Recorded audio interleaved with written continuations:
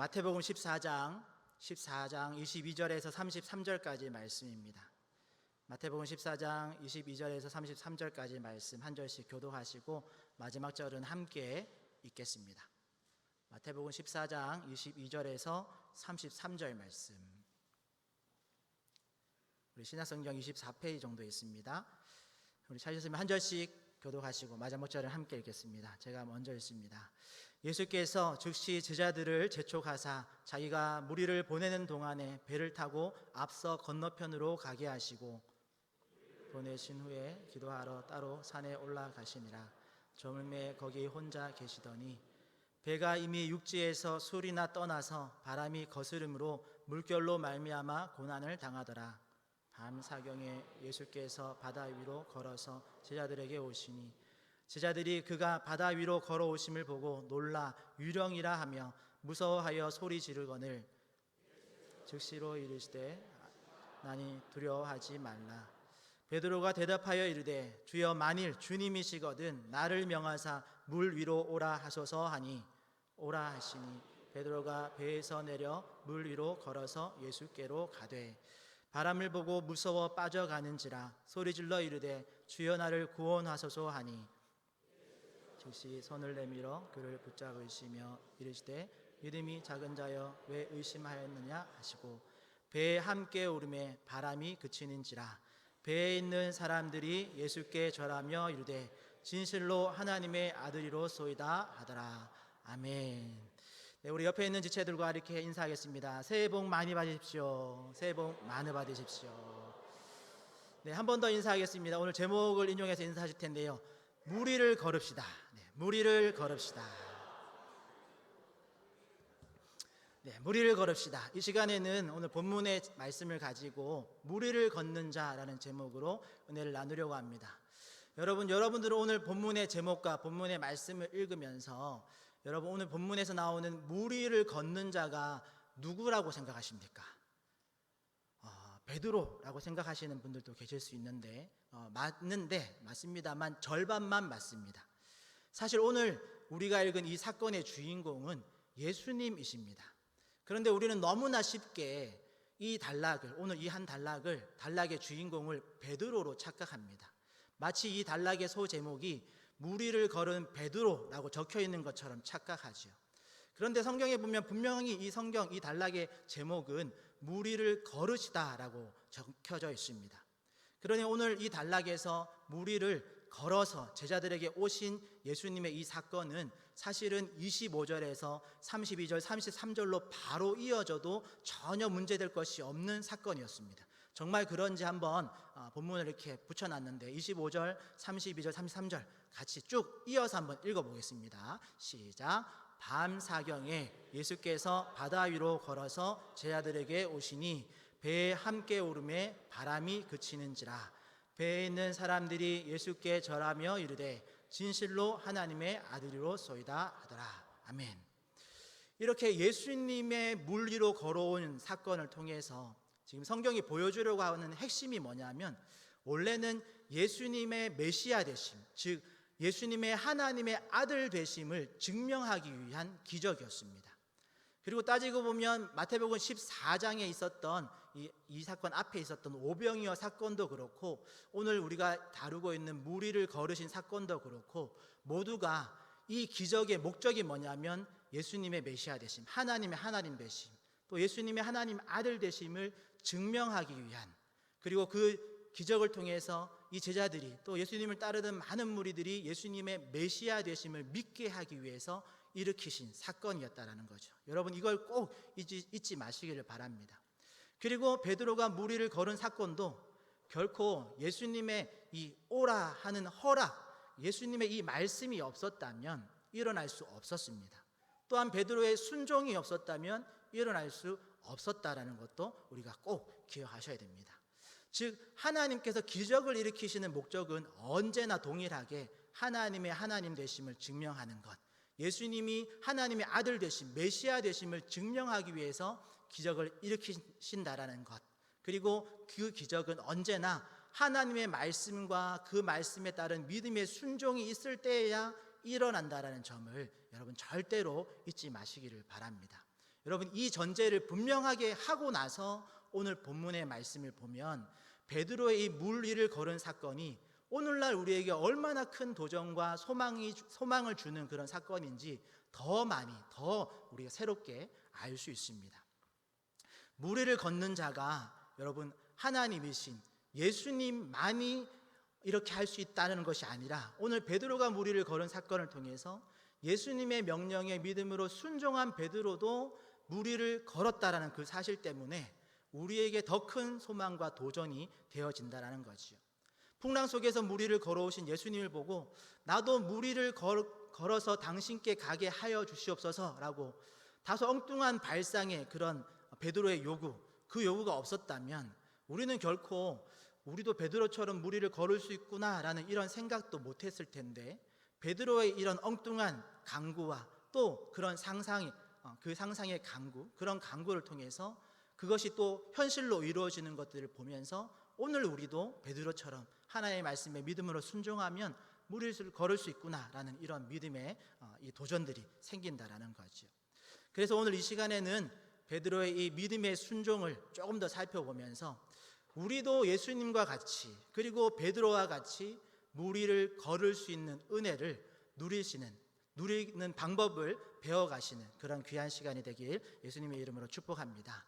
제가 신년 첫 주일 오후 예배를 준비하면서 예전부터 좋아하던 찬양 하나가 떠올랐습니다. 어떤 말씀 전할까 하다가 그 찬양의 제목이 오늘 우리가 설교 제목으로 사용하고 있는 물 위를 걷는 자라는 찬양인데요.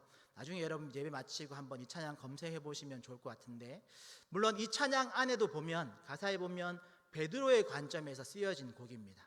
하지만 이 곡에 쓰여진 내용 안에서 이 베드로의 시선이 분명하게 향하고 있는 곳이 있는데, 그것은 오늘 이 사건의 주인공이신 예수님께로 베드로의 시선이 향해져 있죠. 그래서 오늘 이 시간에는 한 2분 정도로 커트를 해놨는데 이 찬양을 한번 들으면서 그 가사를 좀 묵상하시면서 우리 이 말씀을 이어갔으면 좋겠습니다. 영상 준비되어져 있는데 한번 틀어주시면 좋겠습니다.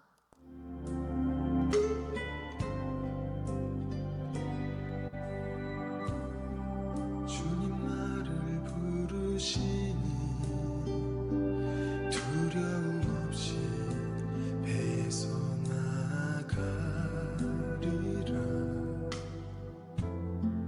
주님 나를 부르시니 주님 내게 오라시니 주님 보고 계시기에 의심치 않고 바다를 걸어가리라. 주님 보고 계시기에 주님 여기 계시기에 주님 여기 계시기에 이 깊은 바다가 반석이 되고 주님 여기 계시기에 반석 위를 내가 걸어가리라. 주님 여기 계시기에 저것이 파도가 반석이 되고 주님 여기 계시기에 반석 위를 내가 걷습니다. 네, 여러분 이런 찬양인데요. 여러분 오늘 이 말씀을 보면 주님이 베드로를 오라고 부르셨습니다. 그리고 주님이 베드로를 보고 계셨습니다. 그리고 주님이 그 현장에 함께 계셨습니다. 그러기에 바람을 보고 베드로가 빠져갈 때 주님은 즉시로 손을 내미셨던 것이죠. 이처럼 베드로의 기적 체험은 주님의 말씀하시고 그 말씀에 순종했기 때문에 경험되어진 것입니다. 그렇다면 오늘날 우리도 베드로와 같은 기적을 경험하려면 어떻게 해야 할까요? 베드로가 어떻게 물 위를 걸을 수 있었던지 있었는지를 우리가 한번 이 시간에 말씀을 간단하게 살피면서 생각해 보려고 하는데요. 단순하게 나누어 보면 한 4가지 주제로 나눌 수 있습니다. 첫 번째로는 배에서 내렸고, 그 다음에 물 위를 걸었습니다. 그리고 빠졌습니다. 그리고 건짐을 받았던 것이죠. 그래서 오늘 이 시간에는 이 순서대로 말씀을 잠깐 나누려고 합니다. 첫 번째로 베드로는 믿음으로 배에서 내렸습니다. 마태복음 14장 29절의 말씀에 보면, 앞부분만 보면 오라 하시니 베드로가 배에서 내려라고 기록되어져 있죠. 그런데 지금 이 상황은 그냥 바다가 잔잔한 그런 바다가 아닙니다. 그리고 바다에서 잔뼈가 굵은 어부 베드로가 여차하면 수영을 해서라도 내가 주님께 가려고 배에서 내린 게 아닙니다. 지금 바다는 여전히 풍랑이 일고 있는 바다이고, 그리고 그 바다에 예수님께서 오셨던 거죠. 그리고 예수님이 오셨음에도 불구하고 여전히 풍랑은 그대로 치고 있는 겁니다. 그리고 아무리 수영을 잘해도 그 풍랑의 바다에서 배에서 내린다라는 것은 사실 안전지대를 벗어나는 아주 위험한 선택일 수 있는 거죠. 그런데 베드로는 예수님의 이 오라 하시는 말씀에 믿음으로 배에서 내립니다. 베드로는 도대체 어떤 생각으로 배에서 내린 걸까요? 베드로의 이 선택이 우리에게 시사하는 바가 뭘까 한번 생각해 볼 필요가 있습니다. 베드로의 이 선택이 우리에게 보여주는 것 중에 한 2가지 정도를 제가 생각해봤던 것 같은데, 첫 번째로는 이런 거죠. 우리가 믿음의 선택을 한다 하더라도, 믿음으로 배에서 내리고 믿음으로 한 발자국을 내딛는다 하더라도 풍랑은 여전히 휘몰아칠 수 있다는 겁니다. 고난이 순식간에 사라지는 것이 아니라 여전히 고난의 상황이 지속되고 있다는 점이죠. 그리고 또 하나 중요한 포인트는 베드로는 이 안전지대처럼 보이는 이 배를 뒤로 하고 안전해 보이지 않는 바다로 내려서면서 예수님을 선택했다라는 점입니다. 여러분 다시 한번 여러분 잘 생각해 보십시오. 지금 여기는 풍랑이 막 일고 있습니다. 제자들은 그 작은 배를 의지해서 간신히 위험을 모면하고 있습니다. 그런데 거기에 예수님이 물 위를 걸어서 배에 가까이 오십니다. 자, 그럼 지금 이 상황에서, 그러니까 풍랑이 휘몰아치고 있는 그 바다 위에서 바다 위에 계신 예수님 옆이 더 안전할까요? 배 위가 더 안전할까요? 여러분 얼핏 생각하면 배 위가 그나마 안전하지 않겠냐라고 생각할 수 있겠죠. 그런데 여러분, 성도에게 가장 안전한 곳은 언제나 예수님의 품, 예수님의 옆인 줄 믿습니다. 설사 그곳이 풍랑이 휘몰아치는 바다 위로 할지라도 그래도 그곳이, 예수님이 계신 곳이 가장 안전한 곳, 가장 평화가 임하는 곳임을 믿습니다. 그래서 베드로는 배 위가 아닌 예수님을 선택한 것이죠. 이 상황을 오늘날 우리의 삶에 적용해 본다면, 우리가 삶을 살다 보면 풍랑이 일 때가 있습니다. 고난이 닥쳐올 때가 있습니다. 그럴 때 그나마 이거라도 붙들고 있어야지, 이거 놓치면 내가 정말 끝이야 라고 생각하고 우리가 붙들고 있는 무언가가 있을 수 있겠죠. 그런데 그때 예수님이 우리 곁에 다가오셔서 이렇게 말씀하십니다. 내게로 오라라고. 그럴 때 우리는 각자의 믿음의 분량에 따라서 선택할 수 있겠죠. 그나마 안전해 보이는 곳에 그냥 머물 수도 있을 것이고, 예수님이 내게로 오라 하신 그 예수님의 말씀을 따라서 그 말씀을 의지해서 믿음의 한 발자국을 내딛는, 배에서 내리는, 그래서 예수님께로 나아가는 그런 선택도 할 수 있을 겁니다. 그런데 분명한 것은 물 위를 걷는 기적은 하나님의 말씀에 순종함으로 배에서 내릴 때, 그 믿음의 한 발자국을 내디딜 때 경험하게 될 줄 믿습니다. 그러니 이 시간에 저를 따라서 한번 옆에 있는 분과 이렇게 한 번 더 인사했으면 좋겠습니다. 물 위를 걸으려면 배에서 내리셔야 합니다. 물 위를 걸으시려면 배에서 내리셔야 합니다. 꼭 기억하십시오. 여러분들이 기적을 경험하고 싶다면 여러분 하나님의 말씀에 순종하는 믿음의 순종이 우리에게 필요합니다. 다음으로 이렇게 믿음의 한 발자국을 내딛고 배에서 내린 베드로는 두 번째 주제, 우리 물 위를 걸어서 예수님께 가죠. 우리 마태복음 14장 29절 후반부 말씀인데요, 짧은데 한번 같이 읽어보겠습니다. 시작. 물 위로 예수께로 가되. 물론 계속해서 예수님께까지 도착할 때까지 흔들림 없이 물 위를 걸었던 건 아니지만, 어느 누구도 경험하지 못했던 물 위를 걸어보는 경험을 베드로는 직접 해봤습니다. 그리고 바람을 보고 두려움이 찾아오기 전까지는 베드로가 물 위를 걸으면서 시선을 고정했던 곳이 있습니다. 그것은 바로 예수님이죠. 베드로는 풍랑 속에서 배에서 내리고 물 위를 걸어가는 동안 오직 예수님만 바라보면서 앞으로 나아갔습니다. 우리가 앞서 들었던 물 위를 걷는 자라는 찬양을 여러분 방금 들었던 그 찬양의 가사 중에 저는 주님 보고 계시기에 의심치 않고 바다를 걸어가리라, 주님 보고 계시기에 라는 이 가사를 들으면서 문득 이런 장면이 떠올랐습니다. 여러분도 한번 상상해 보시면 좋겠는데요, 이제 막 걸음마를 시작하는 아기가 엄마나 아빠의 그 목소리를 듣고 부모를 향해서 걸어가는 모습을 여러분 한번 상상해 보시면 좋겠습니다. 여러분, 그 아기와 부모는 그 몇 발자국을 걸어오는 동안 한순간도 서로의 모습을 놓치지 않습니다. 부모는 언제라도 아기가 주저앉으면 달려가서 일으켜 세울 준비를 하면서 아기를 보고 있고, 아기는 온통 부모 얼굴과 그 눈빛만 보고 앞으로 걸어가는 거죠. 여러분들은 걸음마를 지켜보는 그 부모님 또는 할아버지 할머니 얼굴 보신 적 있으신가요? 여러분, 어떤 부모도 아기가 넘어질까 봐 걱정하는 표정을 짓지 않습니다. 아니, 넘어질 걸 뻔히 알지만 그 부모의 얼굴에서는 근심과 걱정의 그림자를 찾아볼 수가 없습니다. 왜냐하면 자신만을 바라보고 있는 아기에게 조금의 두려움도 보여주지 않기 위해서 그렇게 하는 거죠. 모든 부모가 자신을 믿고 걸어오는 아기에게 최대한의 신뢰의 모습, 그리고 평안한 모습으로 환한 미소로 아기를 바라봐 줍니다. 그래서 아기는 그 부모의 얼굴을 보고 그 격려와 평안함을 느끼면서 그 표정에서 엄마 아빠가 기뻐하는구나, 엄마 아빠의 그 신뢰의 모습, 믿음의 모습을 보면서 앞으로 나아가는 거죠. 오늘 베드로의 걸음도 마찬가지였습니다. 물 위를 걷고 있는 베드로에게는 온통 예수님밖에 안 보였습니다. 또 베드로의 모습을 보고 있는 예수님께도 온통 베드로밖에 안 보였습니다. 그렇게 두 사람의 시선이 서로에게서 벗어나지 않았던 거죠.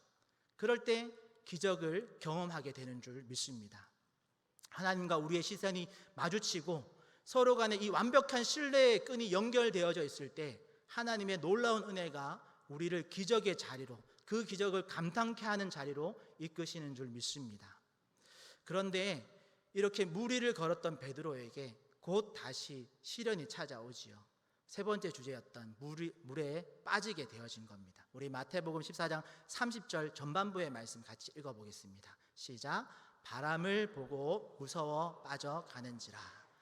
네, 몇 발자국 걷다가 바람을 보고 무서워서 물에 빠집니다. 마치 걸음마를 처음 하는 아기에게 넘어짐이 찾아오듯이 말이죠. 그러나 걸음마를 하는 아기에게 여러분 넘어짐은 전혀 문제가 되지 않습니다. 그렇듯 오늘 베드로에게도 물에 빠진 상황이 전혀 문제가 되지 않았습니다. 왜냐하면 예수님께서 오라 하셨고 예수님께서 이 상황을 바로 옆에서 이 손만 뻗으면 잡는 그 옆에서 지켜보고 계시기 때문에 그렇습니다. 베드로의 빠짐과 또 베드로의 부르짖음에 예수님은 오늘 말씀해 보면 즉시로 그들을 붙들어 올리셨다라고 되어 있는데, 우리 30절 중반부터 31절 말씀까지 우리 한 번 더 같이 읽어보겠습니다. 시작. 소리질러 이르시되 주여 나를 구원하소서 하니 예수께서 즉시 왜 의심하였느냐 하시고. 아멘. 참고로 여러분 31절에 믿음이 작은 자여 왜 의심하였느냐라는 이 말은 예수님의 이 말씀은 결코 어떤 책망과 다그침으로 하신 표현이 아닙니다.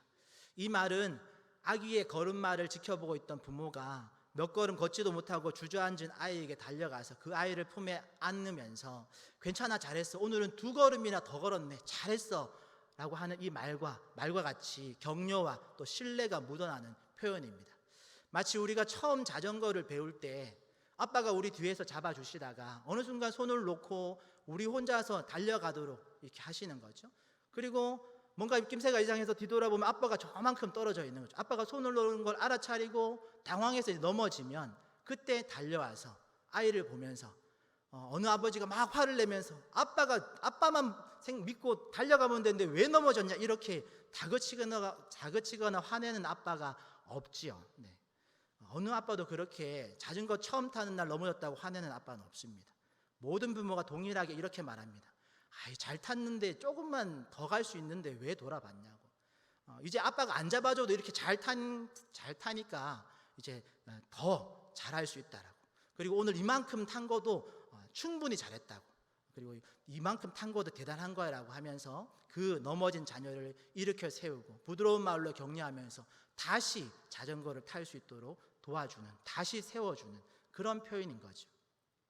그리고 오늘 이 베드로의 사건에서 보면 이런 격려를 받는 것도 무리를 걸어보고 걷다가 빠져본 자만이 경험하는 그런 특권이죠. 배에서 이 장면을 구경하던 나머지 제자들은 무리를 걸어보지도 못했고 빠진 적도 없고 예수님이 즉시로 붙들어서 건져주신 경험도 없고 또 이런 애정어린 격려의 말도 들어보지 못했습니다. 여러분, 오늘 본문에 보면 배에 타고 있던 제자들에게는 아무 말씀이 없으시죠? 그저 구경만 하고 부러워하고 있었을 뿐입니다. 그러면 이쯤에서 한 가지 질문이 생기죠. 그러면 베드로처럼 꼭 배 밖으로 나가야 하나? 베드로 말고 나머지 제자들처럼 그냥 배 안에 있으면 안 되냐라는 그런 질문이 생길 수 있는데, 물론 배 밖으로 나가지 않아도 됩니다. 왜냐하면 32절의 말씀에 보니까 주님이 배 안으로 오시기 때문에 그렇습니다. 그리고 바람을 잠잠케 하시죠. 그리고 베드로를 포함한 모든 제자가 주님의 그 구원하심을 함께 경험하게 되어집니다. 32절, 33절 한번 같이 읽어볼까요? 시작. 배에 함께 오르매 바람이 그치는지라. 진실로 하나님의 아들로소이다. 아멘. 그러니 나는 믿음이 없어서, 믿음이 약해서 배 밖으로 못 나가겠다, 그래도 괜찮습니다. 왜냐하면 주님이 배 안으로 오실 거니까요. 내 삶 속에서 마주하고 있는 어떤 현실 때문에 때로는 낙심하고 두려워서 주저앉아서 울고 있을 때 주님은 우리를 찾아오셔서 정죄하거나 다그치지 않으십니다. 오히려 우리를 불쌍히 여기시고 그 고난에서 건져주시는 분이 우리 주님이신 줄 믿으시기를 바랍니다. 사실 주님의 목적은 베드로나 나머지 제자들이나 동일합니다. 그 밤 사경에 우리를 구원하시기 위해서 그 파도를 뚫고 바다 위를 걸어서 오신 거죠. 하지만 그럼에도 불구하고 여러분, 무리를 걸어본 베드로와 배에서 이 장면을 지켜본 나머지 제자들과는 완전히 다른 차원의 경험을 했다라는 걸 여러분 놓치지 마시기를 바랍니다. 모두가 같은 풍랑 속에 있었지만 전혀 다른 경험을 했습니다.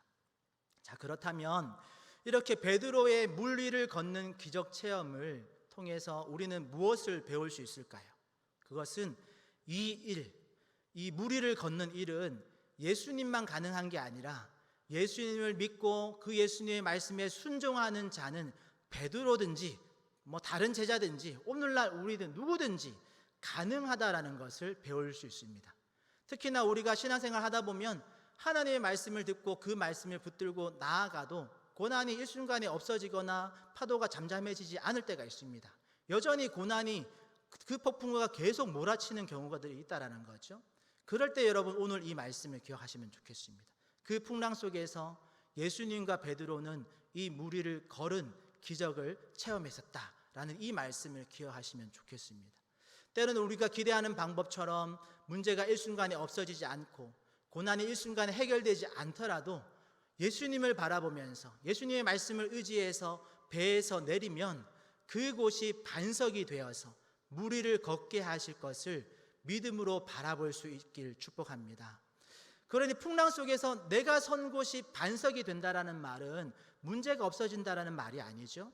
이 말은 그 문제를 우리 주님께서 함께 하심으로 말미암아 그 문제를 든든히 감당할 힘을 더해 주신다라는 말입니다.